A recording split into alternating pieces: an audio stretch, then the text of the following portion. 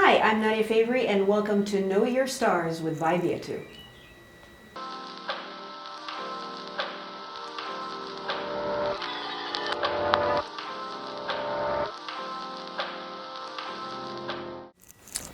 My name is Nadia, and oh God, the question of what I do. Am I allowed to say a dirty word? I talk shit for a living is what I would mostly go with. I work in radio. I'm also a podcaster and a producer, and if you pay me enough, an exotic dancer. When did you discover you have passion for radio? Ooh-wee. Gosh, can I think that far back? I'm so old. I have a background in history. That's what I picked in university. And then I think once I was about done, I realized I was like, I need something that's a little bit more lively and current, you know? Sitting under a pile of dusty books for 4 years can really do something to you. So I saw a poster that said presenters wanted. I went and did the audition, and then after a week or two, they were like, oh, we absolutely loved that you acted like a complete fool. And so I went in as a trainee, and it was supposed to be, I think, like a year of being trained, but the moment I turned on the microphone, I was like, holy moly, I've come to life. And yeah, from then on, it's been about a little bit over 10 years, and I haven't gone back. Growing up, who did you look up for in the radio industry? In radio, I remember I lived in Mombasa growing up, so there wasn't much to keep me entertained other than the radio and my own imagination, and I think we had one TV channel that turned off at 8 o'clock. I don't know if you remember this, if we're about the same age, but it turned off after the 7 o'clock news, and that was that. And I really used to look forward to going to school in the morning and listening to Caroline. I thought it was crazy that she was this strong woman, and she would sit behind some kind of instrument and talk, and the entire country would listen. And keep 20 years later, she's the one who mentored me. When I started off in the industry, she, sat with me every day for that year, kind of helping me navigate radio. And I think that's a weird full circle kind of moment.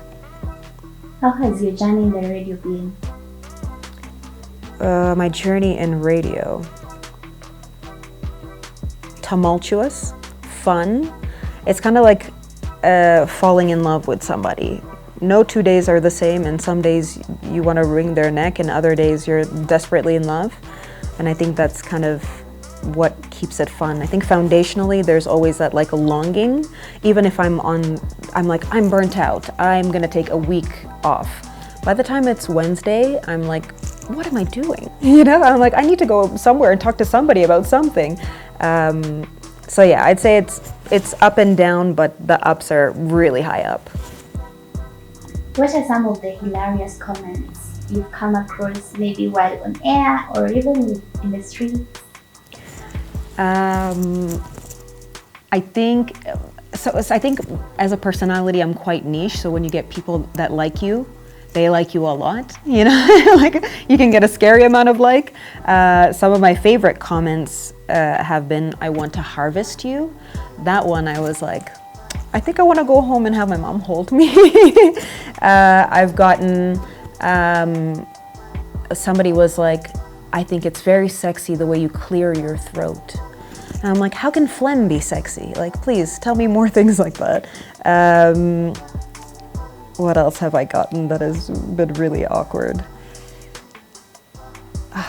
I think I get them so regularly that they're almost normal at this point. But I did get, at one time, I was out dancing, and these men were walking past me. One of them knew my friend, so it was kind of that awkward interaction where two people talk and the other two are just like, what do I do with myself? And so this one guy was like, I feel like I know you from somewhere. And I was like, nah, I just have one of those faces. And eventually he's like, no, you're that girl from the radio, you're Nadia. And I was like, oh yeah, guilty. And he looks me dead in my eye and he's like, I had a bad day, will you hold me? And it felt like so completely bizarre to me, but he was being so genuine. And I was like, you know what, man, okay, sure. And then I gave him a hug, and he was like, thank you, that really made me feel better. And that was that. You know, it was like a genuine interaction. He wasn't creepy at all. So that was definitely pretty high up there. Ever finished a show and felt like you aren't satisfied or disappointed?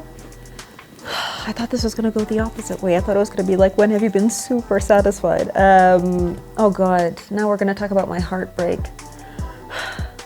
Okay, let's start here. Charmed. I just don't understand why Prue had to die. I don't know if this is very niche, but after season 3, they bring in a new character, and I watched each episode, but I may as well have been in prison. It was like by force. I was like, I gotta finish it now, so I'm gonna do it. But also, obviously, Game of Thrones is a popular answer, and Lost. You know those drawings on the internet where it's like a beautiful horse, and then it gets to a really sad part of the horse, and that's the trajectory of Lost. Spiral. So, ever been trolled on how do you handle social media trolling? Ooh. Definitely been trolled. I wouldn't say I'm trolled regularly. I feel quite lucky like that. I know a lot of my friends in the industry that really go through it, so I do count my blessings. When I do get trolled, sometimes I like to look at the industry as this really weird place where I shouldn't take anything seriously.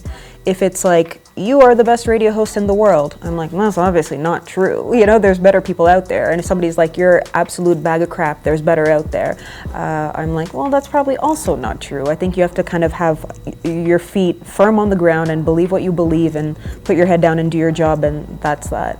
But that being said, I think I was just having this conversation where I really do value honesty a lot, maybe to a fault. So if somebody's like, hey, the other day you said this and I thought it wasn't funny and I wish you'd do it differently, I'll be like, okay, I'll think about that. I'm gonna think of ways to do it differently, and I'm happy to change. That's the only way you take over the world, if you're ready to morph into better things, right? Where do you see yourself in 5 years? God. In 5 years. Guys, I hate commitment. Why'd you ask me this question? In 5 years. I want to keep doing what I'm doing. I want to keep entertaining and being very silly, but I also would love to help. In 5 years, I would have been in the industry for about 15 years. I think that there would be room there to nurture new talent. I don't have to be relevant forever. That's not the point of having a position like I do. I think it would be nice to find younger talent and kind of push them in the right direction and look at more managerial positions. I don't know if that's a fun answer or you wanted more OnlyFans content. I'm happy for both. What's your advice to anyone who wants to join the radio industry? Don't, no, I'm kidding. If you want to join radio, be ready to listen to your own voice constantly. And you have to be terribly in love with yourself to go somewhere and say, invest your money in my personality. So I think a big part of that is just being true to who you are, strong in your stance, and just be willing to make fun of yourself. I think there's a lot of radio hosts that take things extremely seriously, but I like to think of it like, if I'm in my car and I turn on the radio and I'm having a good or a bad day, what do I want to listen to? And most often it's like somebody who's lighthearted, who's entertaining me and informing me, you know? I don't always want to hear a life-changing story like, it all started in 19, you know? Sometimes a fart joke can change a day, and that's okay. What inspires you? Generally, what inspires me? I think the normal answer and the thing that comes to mind quickly is like very bold women, you know? When you see women thriving in an industry that's not very female friendly, that's quite lovely, and that makes me excited to get up and change the industry that I work in. But to put very simply is that out-of-the-box humor really tickles me. Comedians like Tina Fey, I don't know if you've ever watched the show 30 Rock, but holy moly, hilarious. It's one of those where each episode, whenever I rewatch it, I find a bigger, better joke happening in the background. And you realize, like, how can I get funnier? Is it possible to reach her level? And you're like, okay, I'm gonna push for that.